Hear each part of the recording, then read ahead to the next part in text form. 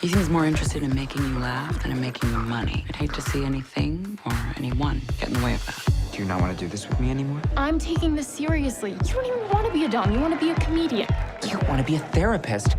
Was doing the trick for me, mistress. Don't call me that. I'm my friend. We've been friends for 10 months.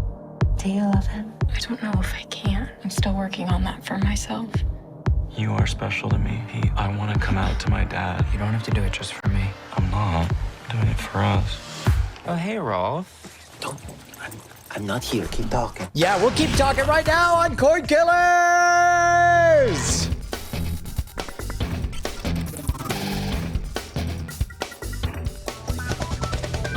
Welcome to Cordkillers 2021, the show that this year will be about watching the stuff you love when you want, where you want, however you want. I'm one of your hosts, Tom Merritt. And I'm Brian Brushwood. In a post-apocalyptic hellscape that features streaming video on demand, we check in with this week's opening video from Netflix, right? Yeah, this is a trailer for season 2 of a show that came out a year or two ago called Bonding.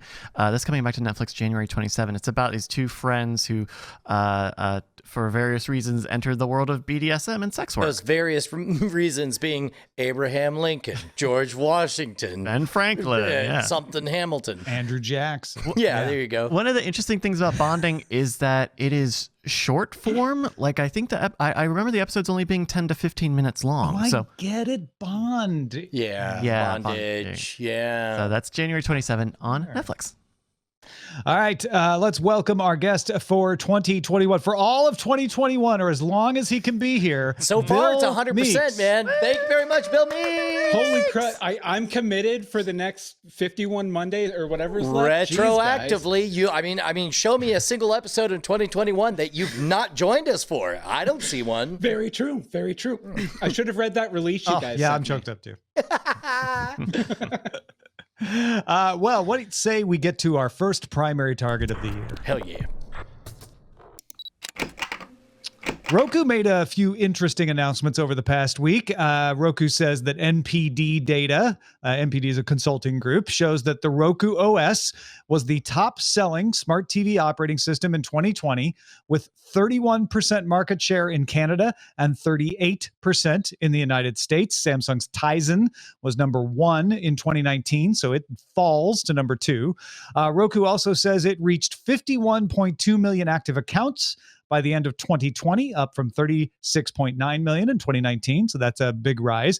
And if you put on top of that the people who can get the Roku free streaming app, even if they don't own any kind of Roku device, you get 61.8 million households watching that Roku free channel. Roku also announced a wireless soundbar reference design that will use Wi-Fi for the Roku TV Ready program. Last year, Roku announced the program, which had designed for wired soundbars. So the new thing here is that it's wireless. The program now includes TCL, Polk, and Denon, along with Element. Roku TV Ready will also expand internationally later this year if you've been outside the U.S. waiting for it. But here's the big news, folks. That's all very interesting, and we can talk about it. But Roku has agreed to acquire exclusive global distribution rights to more than 75 shows and documentaries, some of which have not been released before, from Quibi. That's right. Our top story of 2021 involves Quibi. Yeah. Stay tuned for special guests, every zombie, and the son of God himself, Jesus. Things that came back from the dead. You thought they were gone. You thought they were gone, but they're back. Here's a few details about the deal. It's an exclusivity deal that Quibi had with the producers of the shows. So Roku gets exclusive rights to show these until whenever that deal expires. So a bit more than a year on pretty much every show. The ones that haven't been released, they'll get a full 2 years out of that. They will also, after exclusivity deals expire, get the rights to show the content non-exclusively, so they still get to put it on their channel until 2027. The content will have to be presented in its original increments of 10 minutes or less. They can't smush them together and make a movie or a show out of it. The content will be added to the more than 40,000 movies and TV shows on the Roku channel. Shows that have already released that will be added that will include Punk'd, Murder House Flip, and that show Dummy with Anna Kendrick. So I'm pretty sure people have heard a thought or two from us about Quibi, but I don't know that we've heard Bill Meeks's take on the whole affair. What were you a fan of Quibi? Were you heartbroken when it went away? I was not. Really, the only thing I enjoyed on it was the new Reno 911. But it's a very interesting concept, but it just doing the rotating the screen and everything, it didn't work for me. And is that going to work on Roku? I don't think you can rotate your TV, right? Not yet. That's the joke. These will not be shown in turnstile mode, right? You just get the one aspect ratio, and that's it. It does raise the question. This is only 75 shows, so none of the news stuff, which probably nobody wants anyway, but none of the news stuff is included in here, including that wonderful show from Rotten Tomatoes. That show will not be in there, but it also doesn't include the technology, the turnstile technology that we're talking about, which is in litigation because there's a company suing over the patent. But if Quibi can get themselves clear of that, I imagine we'll get another story of Quibi selling off the technology to somebody at some point. So this begins the phase of Cordkillers, much like the new year. So begins the Brian apologizes on behalf of Quibi, or apologize. I become an apologist because Quibi was from its very inception very unfriendly to consumers.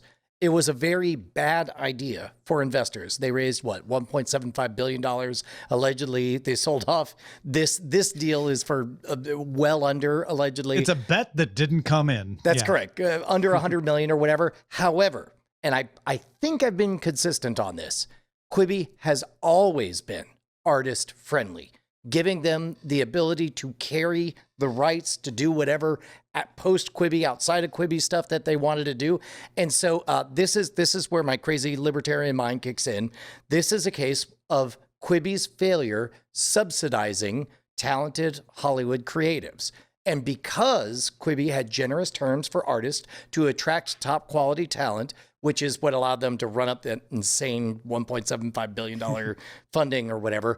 Now, all of that comes to roost because these guys have already made all of this content. This is, by most appearances, pretty good stuff.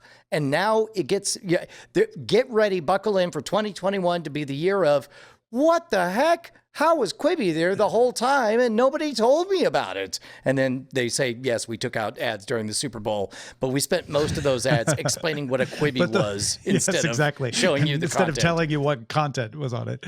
That's the other thing to keep in mind here is some of the artists have complained about this because they say, look, we made these shows to be on Quibi. We didn't make them to be on a Roku. And we want a say in that. But some other artists have looked at this as an opportunity to work with Roku to make originals. This could be Roku channel's way into making original content. If nothing else, it's going to be it has to be a great deal for Roku because they just get this entire catalog of content that's already pre-ready for them to just throw up on their service, since HBO Max won't give them anything. Well, and you made the comment about, do you turn your TV or whatnot? But I think that's a legitimate complaint. But I would imagine that if any artist wants to go back and retouch, the framing of their shots, for example, going back, 11 years to when we started this program, we were talking about the HD versions of The Wire and how they reframed certain shots and actually recontextualized the meaning of certain things because you're able to see in the periphery or see how small a group is or big a group is. In that regard, I think most artists probably will have permission to touch everything, but what we were hearing about the what was it called? Turnstile again? Turnstile, yeah. The portrait versus landscape. It essentially seemed to be the worst of all worlds because neither shot seemed particularly well framed for it. Mm-hmm. Yeah. If nothing else, though, I just think that as long as we can get a sequel to that Golden Arm. Quibi, that's all that really matters. Bury me with my golden Quibi. Just promise me. Yeah, I think I read somewhere, and I wish I would have noted this down, that the most dangerous game is after its exclusivity and all of that is out, is being considered to be made a broadcast TV I believe show. I believe it was an Amazon original that they were looking at. Amazon original. Because Okay, good. and again, Thank you.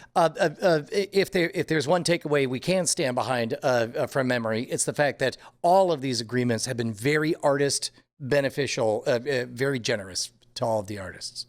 Very, very, very generous. Well done, Quibi. Is how I want to begin 2021. noble Quibi. We're not going to say a bad thing about Quibi all year long. No, we're here to praise it, not bury it, and bury it. It's already buried. It's already buried. So We're just here to praise it. We're here Let's to be killing the honor dead. it. Yeah. Hey, folks, if you want us to continue all the way through the end of the year, you're going to need to give us $1. Heck yeah, dude. Remember 5 years ago when you said to yourself, New Year's resolution, this year we're going to do it. Patreon.com/Cordkillers. I'm going to support independent artists. I'm going to keep them loud, live, and independent. I'm going to keep them not in the pocket of big Quibi. I don't even know what a Quibi is. It's 2016. I sure hope my candidate becomes president. I wonder how it'll turn out. That was you 5 years ago. But now, Cubs. Yeah, there you go. This is the year you can do it. Head on over to patreon.com/Cordkillers. Not only will you be supporting us, but you'll get your very own RSS feed, including this show, Spoilerin Time, and our special After Talk segment, all in one big block. So we get to hang out for you for almost 3 hours at a time. Thank you very much. Yeah, thank you. And spoiler, no, it's not going to work out for Marco Rubio, 2016 person. Sorry. Let's talk about how to watch. Former executives from Discovery and Disney are launching a streaming service called Strum. I'm saying it that way because it's spelled Struum. But Strum will not have its own content. Instead, it will partner with smaller streaming content providers to offer you the ability to sample content from multiple places for one monthly fee. So the way they want you to think about it is you can watch everything of every partner they have. And yeah, there's some credits going on behind the scenes that will limit what you can watch from any one provider in the system. But you just sample. And if Strum notices you're choosing content a lot from a particular provider, it will offer to let you subscribe to the whole service from within the Strum app. So just watch stuff. And then if you like it, you can get more by subscribing. And it's all in one app. All one bill. Strum says it has 12 partners. It hasn't said who they are, but it will have more than 20,000 TV series, movies, and shorts. They want to launch later this year in the spring in the United States, with some international launches planned for later this year. Bill, how does this strike you?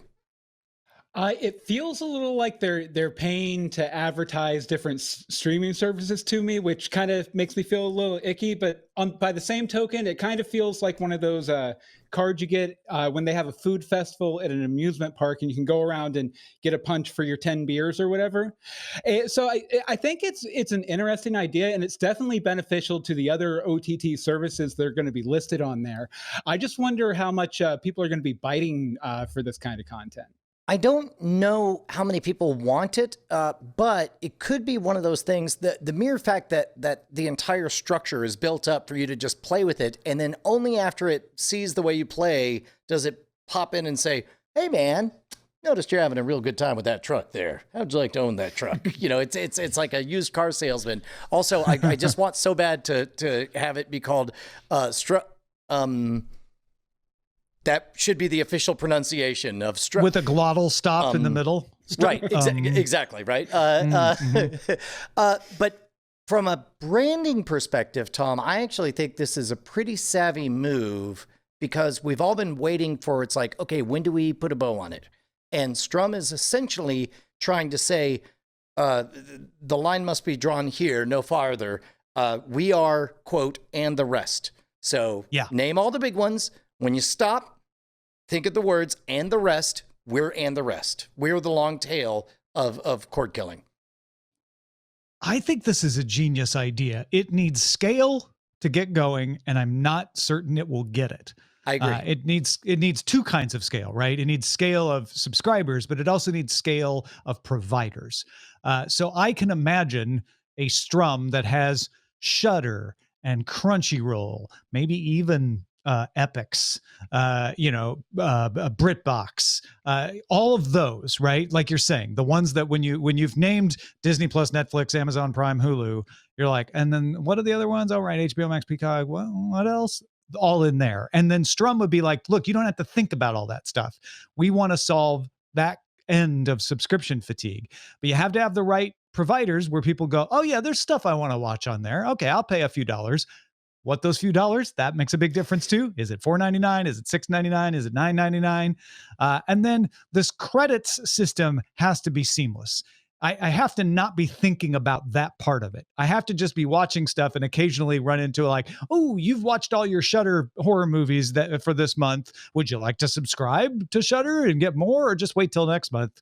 But I don't want to be having to have a cognitive load about that while I watch. There's also something possible here if Strum is going to position itself as the end of cord-killing cable, but above, air quotes, let's say a YouTube vlogger or something, then there's an opportunity to kind of create like a low-budget YouTube original. For example, like let's say there's Scam Nation or a Monorogue thing that we wanted to have be slightly above, what we would put out just on YouTube.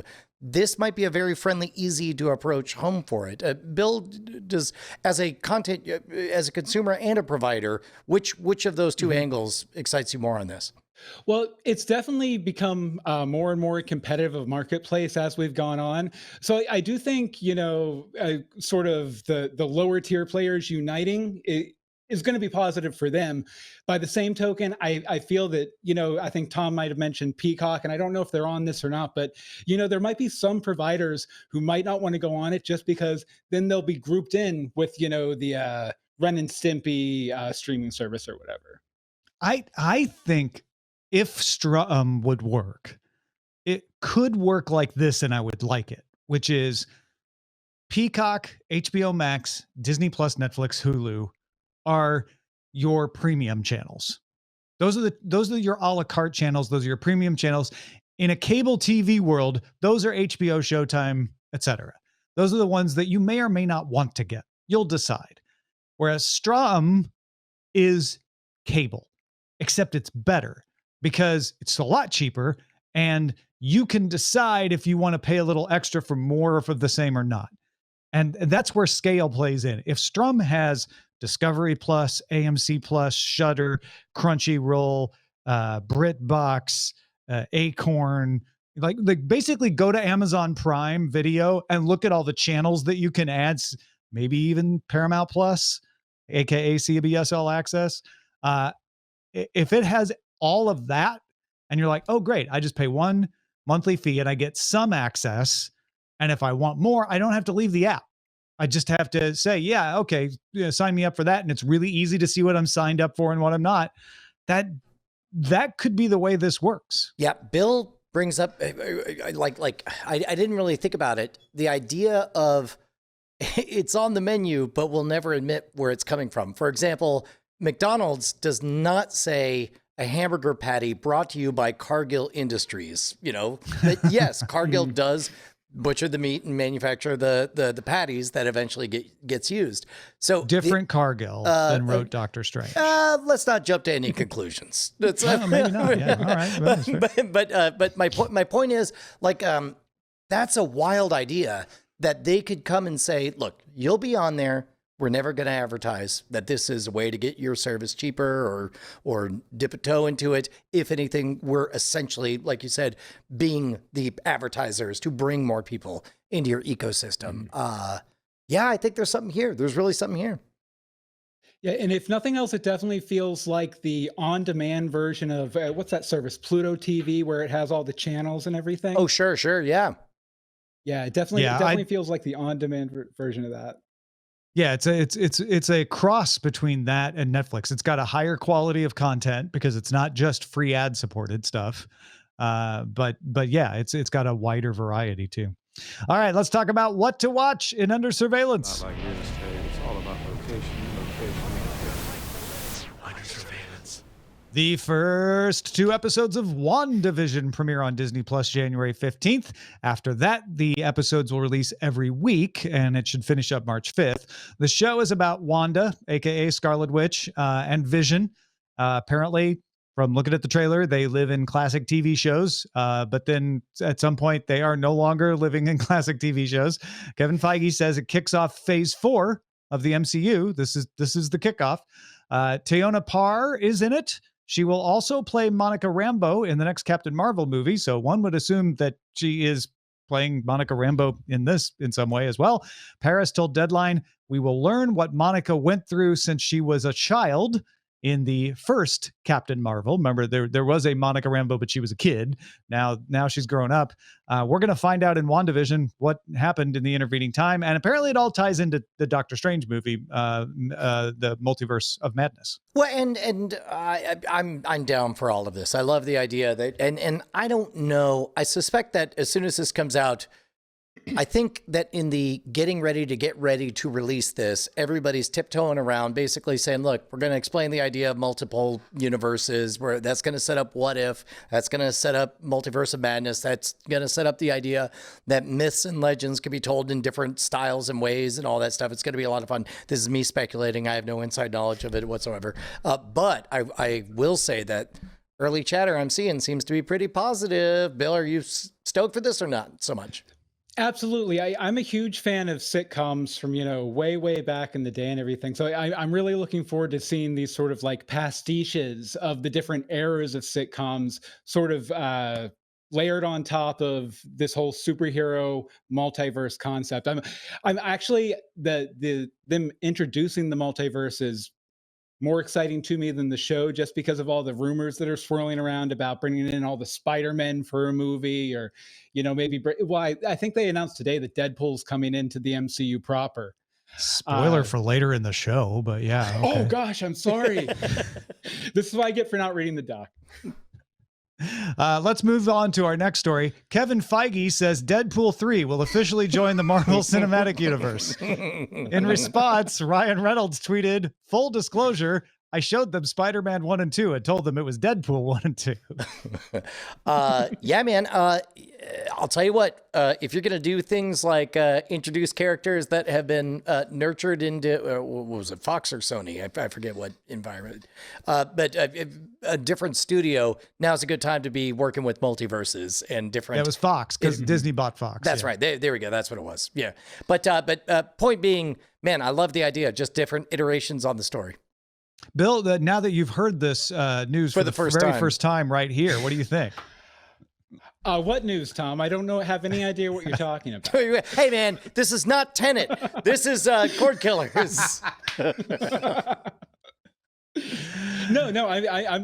It should be interesting. I wonder if they're going to bring MCU characters into the Deadpool movie, or if they're going to bring Deadpool into the MCU movies, because it doesn't seem like one equals or fits with the other necessarily. So I wonder which way they're going to, because you don't, as a parent, if you don't want your kids cursing, you don't necessarily want them to go see a Deadpool movie with Spider-Man, Yeah, well, and that is an interesting thing, because Deadpool is going to be continued to be allowed to be rated R. So who they pull over, I think, will be affected by that, right? Like you're not going to want to put the kids' favorite, because then the kids will want to go see Deadpool because their favorites in there. But then who does that lead to? You could get away with imagine like please don't make this the title, Dirty Forrest Gump, where it's like you take footage from previous movies and you CGI, how Deadpool was in the background for all these famous moments. Then it's not like an official blessing or whatever, but. Well, they did that one for Deadpool 2 where it was Once Upon a Deadpool, where they just kind of recut it with Fred Savage in the bed from Princess Bride. Just do that, so maybe that's what they're planning on.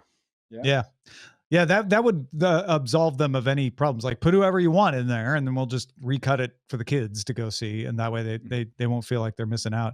But it will be. I mean, I actually kind of thought it was fun when they put like really obscure X-Men in Deadpool. Oh, sure. So I doubt that Deadpool is going to lose that sense of humor. I would imagine, however they bring people from the MCU over, it's going to be pretty funny. Might be a really good opportunity for them to bring in those C and D list tier Marvel characters. Ones that people really don't care about. Oh, right. Yeah, maybe that's what they do. Deadline reports Michael Waldron has been hired to write the script for a Star Wars movie that's being produced by Kevin Feige. Speaking of Kevin Feige, Waldron most recently ran the Loki series. We haven't seen it yet. It has yet to premiere on Disney+. He also wrote Doctor Strange in the Multiverse of Madness, which we also haven't seen yet. That's not coming until March 2022. But if you want to know something of Waldron's that you have seen, try Rick and Morty. He produced several episodes and wrote The Old Man and the Seat in season 4. That's the one with the Love Finders app and Rick's private toilet, if that rings a bell. I'm not going to say you're campaigning for my heart and affection, but if you were, it would look an awful lot like saying everything you just said. Kevin Feige, Michael Waldron, Rick and Morty, Rick's private toilet. Ding, ding. I'm not familiar with his Rick and Morty. I'm kind of about halfway through the series right now, but I saw the trailer for Loki and it looked amazing, especially for, a episodic television. So I'm also not a huge Star Wars fan necessarily, so I'm not super passionate and excited about this, but I'll give it a shot. There you hear it. Bill Meeks hates Star Wars. Yeah. Yeah. Well, Tom, that's true, but I really hate that you pointed it out. Even more. Hey, did you hear that Deadpool's going to be part of the MCU, though? All right. Like I told you, no more Tenet. All right. We got a bunch of other notes to catch up on here. Oscar Isaac has been cast to play Moon Knight in the Disney Plus series, set to start shooting in March. HBO Max is bringing back Sex and the City, starring Sarah Jessica Parker, Cynthia Nixon, and Kristen Davis, but not Kim Cattrall. 10 half-hour episodes begin production in New York City late spring. Netflix announced that Justin Cornwell, Brittany Oldford, Jake Epstein, Genesis Rodriguez, and Kezzy David have joined the cast of The Umbrella Academy. Justin H. Min will return. Netflix announced a multi-year distribution deal with Kevin Hart's Heartbeat Productions. Peacock will launch its young skewing TV news show, The Overview, starting January 16th. Peacock will also release all 10 episodes of the relaunch of Punky Brewster at once on February 25th. And Rhys Darby has been cast in the lead of Taika Waititi's period comedy, Our Flag Means Death, coming to HBO Max. Flight of the Conchords fans know him as the band manager. It's based on a true story of a man who suffers a midlife crisis in the early 18th century and switches from being a farmer to a pirate. I can't think of a single thing I've seen Rhys Darby in that I did not enjoy. I can't think of a single Taika Waititi project that I haven't enjoyed. I also can't think of one where Rhys Darby hasn't been in a supporting role. So seeing him as a lead, I mean, it's like his time has come. I'm very excited about this. I'm excited about Punky Brewster. Soleil Moon Frye, man. One of my first crushes. Yes, and back to Rhys Darby. He's great. He's an incredible talent, and I've enjoyed him in everything. So I'm looking forward to this. When are we going to get that Rhys Darby Soleil Moon Frye vehicle? Oh, man, come on, my Hollywood. slash fic. Head on over to Substack. All right, let's talk about stuff we've had our eyes on. Bill, starting with you, what is one thing that you have been watching recently that you would like to let folks know about? On HBO Max, and I'm sorry I didn't put it in the doc, guys, but there's this great Canadian series called Being Erica. It's sort of like Quantum Leap, but with time travel or time travel within your own lifetime, as in you're leaping back into different moments in your life. Really great sort of sci-fi rom-com series that I think just kind of flew under the radar. They're going to be doing an American remake of it very soon, but for now you can check out the old series on HBO Max. Excellent. Really excellent. Good recommendation. Brian, what about you? So I rewatched one of my all-time favorite stories. When I read the original book, ostensibly written by the self-authored by Frank Abagnale Jr., Catch Me If You Can. It's a riveting tale. If you're not familiar, dude went all over the entire planet, passing over $4 million in bogus checks, pretended to be a pilot, a doctor. He actually passed the bar and became a lawyer because he found some loophole or whatever. Movie was directed by Steven Spielberg, had Leonardo DiCaprio and Tom Hanks in it. This dad-son narrative is a bit forced, but it is shocking to discover how different my appetite for a narrative about somebody who just swoops in and figures how hard is it could be to be a doctor. I could be a doctor. Why not? You know, in the middle of, you know, the week after depending on how you frame it, you know, whatever, a bunch of people went to the Capitol. It's really a bizarre experience. So even if you've seen the movie, and I would say, especially if you've seen the movie, rewatch it because it's only going to be around through the end of January 31st on Netflix. And write us at cordkillers@gmail.com and let us know if the very conceit of the movie sits differently with you almost 20 years after it came out. Interesting. I've got another thing I want to mention, but I noticed, Brian, that you watched the Death to 2020 Black Mirror special. Bill, I was curious if you watched that as well. I absolutely did. Yeah. It's not as good as one of Charlie Brooker's wipes that he does over in England, but it was pretty decent. I would say it's not as elegantly crafted as those, but it definitely spoke about a thing that I had heard of before, unlike his wife's. Like it was great, and I watched it with my 13-year-old daughter. Belted out loud laughing, and yes, they're cheap nostalgia pops over the last year. Had a great time regardless. Yeah, I was pleasantly surprised by it myself. I was ready to just sit down and like chuckle every once in a while and maybe pay attention to something else at parts. And it held my interest and I laughed out loud. Good stuff. Hugh Grant, is he not setting himself up for like the greatest third act in acting history? He's so great as a befuddled old man.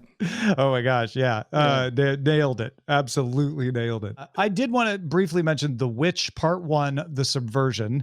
I say the whole title because there are lots of movies called The Witch out there, and I want you to get the right one. This one just came out in 2020. It's Korean, and it's not what you think based on the name. It's so much better. I was blown away because I didn't know what the twist was, and so I can't properly get you excited about it because to get you excited, I have to tell you the twist, which would ruin the movie. But what I can tell you is it starts with a little girl running away from what looks like some kind of failed experiment and hiding out on a farm. And then flash forward, she's in her teens, she's in high school, and she joins a singing competition. And they want her to do something besides the singing to differentiate herself. So she does a magic trick. Go on. And then the rest you have to watch. Can you do that? God, that was a good intro. Can you do that thing where you say, like, if you trust me and you liked something that is in this, like if you liked blank? Yeah, I don't know what to compare this to off the top of my head, but Narcos season 3. If you like a psychological thriller and don't mind gore. Okay. All right. No. Yeah, that gets me in the right spot. This is definitely gonna work for you. Bryce, what should we be on the lookout for? Hey, Steven sent along a crime drama pick called Mr. Mercedes on Peacock. He writes, this is a dark, sometimes annoying, bingeable, and thoroughly cringeable crime drama for mature audiences. This is an adaptation of Stephen King's Bill Hodges book trilogy, helmed by David E. Kelly and a strong class of actors. It took me a while to get into, but I was really hooked by episode 2. Thank you, Steven. Yeah, so Mr. Mercedes basically follows a detective who is hung up on an old case of vehicular slaughter, and he ends up in a cat and mouse game with a young psychopath. There are 2 seasons out now on Peacock, and a third one was already finished production. This had been airing originally on the now defunct Audience channel, so that third season is ostensibly done, but it or a 4th season have not yet been confirmed for Peacock. 2 seasons of Mr. Mercedes are streaming on Peacock. Season 1 is on the free tier, and season 2 requires Peacock Premium. If you've got something we should be on the lookout for, email us, cordkillers@gmail.com. You guys know this Bill Hodges trilogy? No, but and I'm curious on the cringe thing. I'm guessing that by cringe he doesn't mean like socially cringing so much as like you're watching a car run over a leg cringe. Mm-hmm. Maybe. I'm not sure. The Audience Network could just be cheesy. Maybe there's just a certain amount of cheese to it. that would Audience get me Network into is it. the old DirecTV network, though, and they did Friday Night Lights. So okay. I don't know. Bill, Yeah. do you know Mr. Mercedes? I know of it. I haven't seen it yet, but I just wanted to point out that a couple weeks ago I read an interview with Stephen King where he said it was his favorite time doing an adaptation, working on an adaptation, and that he loved the way it came out. So if it's good enough for Stephen King, it might be good enough for you. Yeah, Wow. that dude hated The Shining though. Okay. Very true. sorry. We're done. Fair point. Brian is now canceling Stephen King, everybody. That's right. And one more time, cordkillers@gmail.com. Follow.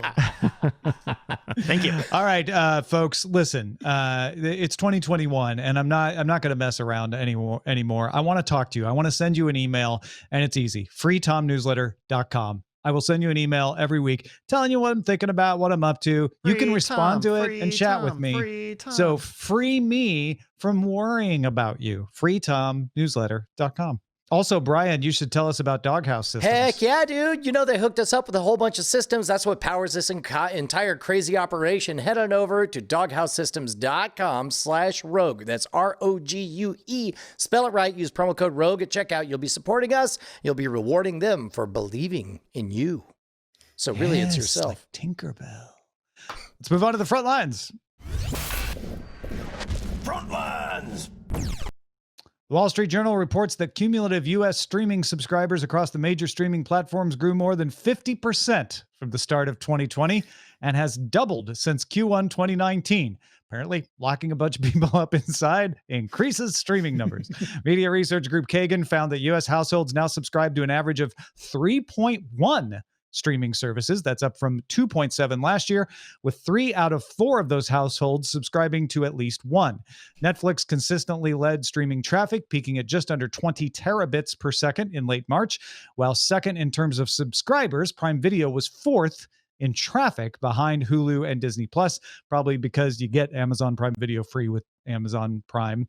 Netflix also led all services in the number of original episodes released, totaling more than 1,200 across Q2 and Q3. That would have been our number one story a scant 7 years ago, Tom. Right? And now it's a but front line. Yeah, exactly.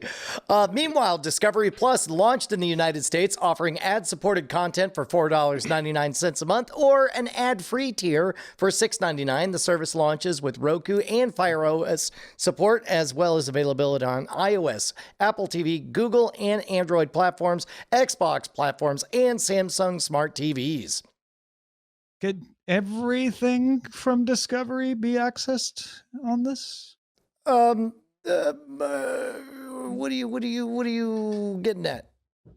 Scam School? Scam School, eventually what was called Discovery Digital was part of what eventually folded into Group 9 Productions, which is now where that lives. Ah, okay, gotcha. But anyway, this is a candidate for Strum, I would think. Oh, heck yeah. Sony announced new Bravia XR TV sets that will let users stream movies in high quality through the Bravia Core platform.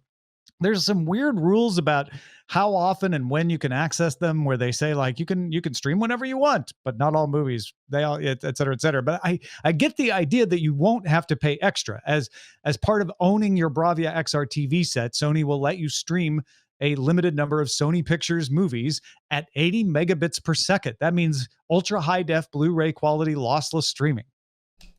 So it feels like maybe they're taking a bit of a cue from when Apple TV Plus announced that like you get a free subscription if you bought an Apple thing for a year or so. They're doing like a soft version of that. Would that be accurate? Well, it doesn't look like there's a subscription at all. It's more like we're gonna include some demo videos on your TV, except they're actual Sony movies that you would want to watch instead of free demo movies. And they're not really on your TV. You're just allowed to watch them through your TV. Yeah, and it's a way to show off Sony's streaming technology that says, "Hey, look what we can do." You know, anybody want to work with us on this? Bill, you gonna run out and buy one of these just for this? Absolutely not. Just because I have all the Sony movies I need, really. I have a whole collection. Viacom, CBS, and Hulu reached an agreement to bring more channels onto Hulu's live TV service. Added to the existing CBS channels are Viacom channels, BET, Comedy Central, MTV, Nickelodeon, Paramount Network, VH1, CMT, TV Land, and more. In separate news, Hulu announced a special $2 a month streaming plan for college students. That have we seen a lot of like educational discounts on this stuff before? Yeah, Spotify has done this a bunch. Yeah, and I think Apple Music does it too. I don't remember if I've seen this from Hulu before. I certainly haven't seen it from a lot of the video companies though. Yeah, that's an interesting promotion. Also, I always thought that Viacom's strategy before they remerged with CBS was to have their own streaming service, right? That they would keep all the Viacom stuff on. And it sounds like now that they've moved with CBS, that they're taking the CBS tactic of like, no, you can stream all our stuff, just pay us for it. Warner Brothers announced it is fast-tracking development of Wonder Woman 3, yet to be titled, based on the performance of Wonder Woman 1984. Wonder Woman 1984 made $131,400 worldwide in whatever theaters were open, and almost half of HBO Max subscribers watched it. The film's opening weekend box office was $36.1 million, double what analysts had expected. And the most popular way people watched in theaters was in private watch parties, where they just rented out the whole theater. Warner also announced that its 2023 titles, not 2022, they didn't say anything about that, but 2023 titles will premiere in theaters first. So they're setting a line to say, look, what we're doing this year, we're not going to do in 2023. Looks like 2022 is up for grabs, depending on how things go. But 2023 is when we get the next Mad Max Furiosa prequel, as well as the Color Purple musical. I'm sorry, I'm doing a double take. $131,000 worldwide. $131 million. Okay, that makes a lot more sense. Did I say 131,000? Yeah, you did. I'm sorry. Yeah, I normally apologize like to Warner COVID. Brothers for tanking their stock. Yeah. $131,400,000. That makes a lot more sense. Meanwhile, LG announced a redesign of its WebOS interface for smart TVs, going from there's a whole band of apps at the bottom of the screen to a full screen with rows of personalized recommendations, shopping, sports scores, sponsored channels. There's a new remote that'll have NFC to tap smartphones for sharing content to the screen, and dedicated buttons for Amazon, Google, and LG voice assistants. Man, I don't use the WebOS that much on my LG TV, but I really like that it's just a blade down, or I guess a series of blades down there along the bottom. I don't like the fact that it's going to have to be full screen. I mean, it's one of those things where Roku's success sort of opens up like, hey man, there's money in them there. TV OSs. I get it. They're gonna sell some sponsored channels. Like I'm kind of though, like, I don't want to go buy a TV with this operating system that's not going to get updated in 3 years. You know, I've always been very resistant about the TV software. Yeah, our best guess on that is that's where the stick market is you buy a TV, a couple of years later you buy a stick, and then maybe you buy another stick, and then, or maybe you upgrade your TV again. Yeah. All right, let's get to the dispatches from the front.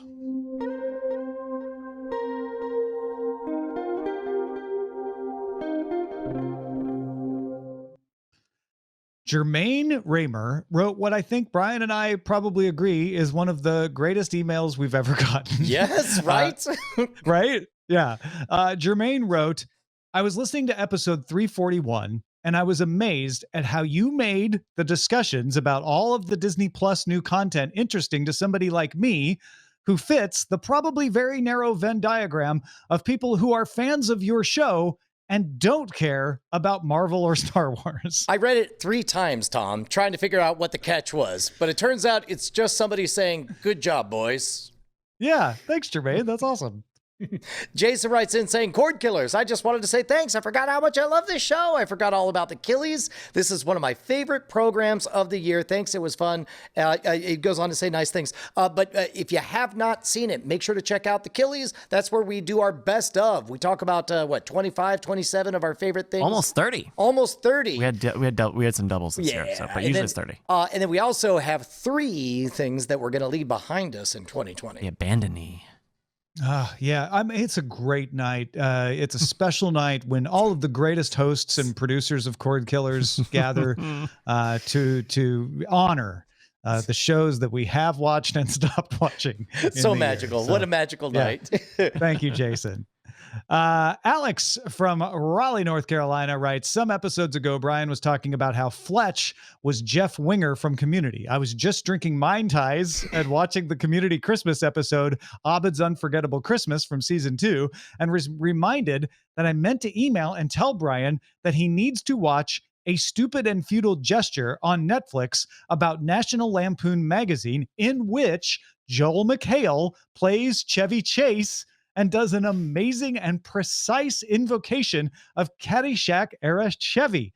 If there were ever to be a Fletch reboot, which there absolutely should be on HBO Max in the darkly comedic vein of Barry, Joel McHale should absolutely play Fletch. 100% agreed. I did watch this movie. I did kind of appreciate that they didn't go out of their way to prosthetics, try to make everybody look like the various characters, but I got the strong sense that I would enjoy it so much more if I was already familiar with the National Lampoon story from the beginning. I felt like I was exactly 7 years too young to properly enjoy it.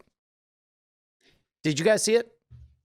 Oh yeah, I saw it. I rather enjoyed it, although it wasn't as funny as I expected a movie about the National Lampoon to be. But then again, they're trying to tell a true story. I remember them doing some very innovative things with the way they told it, though. Like they'd have like narrators walking through scenes and stuff like that. Interesting film. And the whole conceit they do with Martin Mull, I thought was fun. I thought that was, and again, I feel like that would have landed better if I was more familiar with the story going into it. Speaking of being familiar with the story, what is the best way to get totally familiar with the fake news? Oh, you can go to my podcast, Brian, because you know me, I'm a purveyor of fake news. Actually, I'm not, but this guy right here, Paul Defoe, is. And we're going to be launching, I call it a sketch dramedy podcast, where basically it's a news show that's devoted to covering the fake news for real. And within that, you have different, news story sketches and great guys like Tom and Brian and Bryce coming on to voice 3 or 4 or 5 lines here or there. But we have 2 seasons out now. We're going to start the 3rd one probably in about a month, 6 weeks here. So you have plenty of time to get caught up before we start off with the final season, because the bloom's kind of off the rose for fake news, right? All right. Hey, you walked right past it. It's called a call to action, and it involves sending people to thefakest.com. Thefakest.com. There we go. Sorry about that. Fakist. A lot of people think they know where the fake news comes from, but where it comes from is the fakest. Fakist.com. Yeah. Our website is Cordkillers.com. Our email address is cordkillers@gmail.com. We are live on twitch.tv/Night Attack, also carried on diamondclub.tv, Mondays at 7 p.m. Eastern, 4 p.m. Pacific, and we will be secretly watching you next week. Hey, Tom Merritt. Yes, Brian Brushwood. Know who I love even more than my own children? Your other children? No, not my wife. I know what you're saying. I love our $5 patrons. These are the people that keep us loud, live, and independent. Thank you so much, $5 patrons. You know what? I love them more than not life itself, because then I'd be dead and I couldn't appreciate them, but really, really, really close. And I'm so thankful that they are here to make this show happen. Thank you so much to all of our $5 a month patrons. You guys are wizards. You're champions. Thank you, everyone. You're heroes. Diamond Club hopes you have enjoyed this program.